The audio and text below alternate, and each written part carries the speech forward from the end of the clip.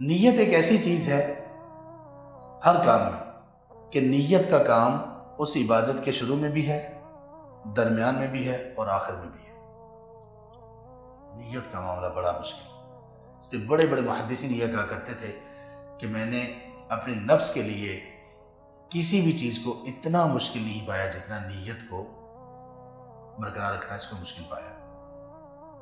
اور وہ نیت کیا ہے؟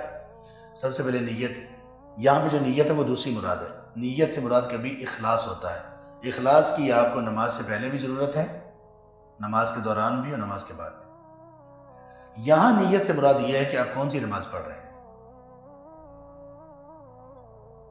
دیکھیں، ظہر سے پہلے 4 رکعت ہیں، یا فجر کی نماز لے لیتے ہیں، فجر سے پہلے 2 سنتیں ہیں اور فجر کے 2 فرض ہیں۔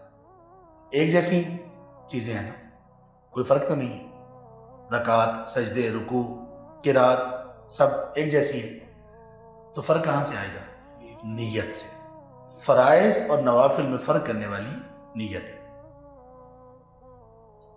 ظہر اور عصر دونوں کے فرض رکعت کتنی ہیں؟ کس سے فرق ہوگا؟ نیت سے۔ ایک بندہ ظہر عصر کو جمع کر کے پڑھ رہا ہے سفر کی وجہ سے، کس سے فرق ہوگا؟ نیت سے۔ اس لیے نیت ضروری ہے۔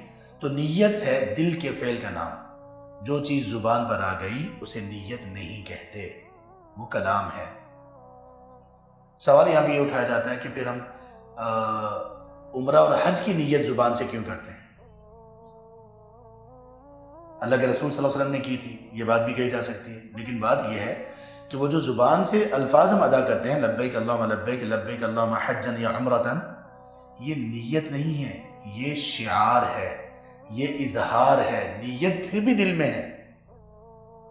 یہ ایسے ہی ہے کہ جیسے ہم نے نماز کی نیت کر لی لیکن اس کے بعد پھر کہتے ہیں اللہ اکبر، تو وہ نیت نہیں ہو رہی، نیت دل میں ہے لیکن اس کے اظہار کا یہ طریقہ بتایا گیا۔